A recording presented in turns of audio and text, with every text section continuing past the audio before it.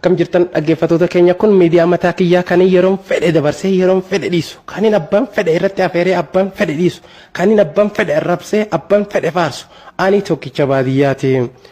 Arra magaalaa Dirree Dhawaa keessatti paartiin lama gurguddoo wal dorgommiif dhiyaachuun isii gabaafame.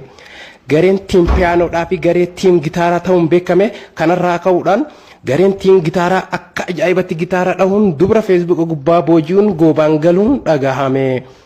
Gareen tiim piyaanoo chaampiyoona feesbuuk gubbaa dhabnus nus iimoodhaan injifannoo ajaa'ibaa rikoordii qabna jechuun alaalanaa hara gandaa deemanii barcha ajaa'ibaa godhuun dubara feesbuuk gubbatti booji'aman sheenessuun isaanii dhagahame. Dabalata oduutiif nu Mooses Jawaar garee tiim raabsaa irraa. Waldorgommiin har'a gaggeeffamte seena qabeetii jechuun kan dubbatan leenjisaan tiim piyaanoo Samii Dirree akka ibsanitti dubartoonni feesbuuka gubbaa booji'aman irra hedduun isaanii warruma duraanuu booji'ame jechuun miidiyaa nama dhuunfaa kanaaf ibsa kennanii jiru.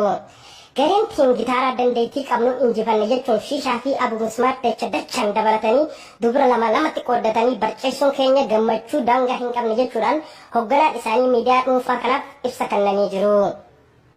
Ayyeegaa riippoortara keenya nu Mooses Jawaar galatoomii jechaa dhaggeeffattoota keenya hanga oduu biraatiin yeroo itti aanu walitti deebinutti yoo feetan nagaa nu eegaa yoo feetan du'aa nu eegaa isin jechuu barbaadna.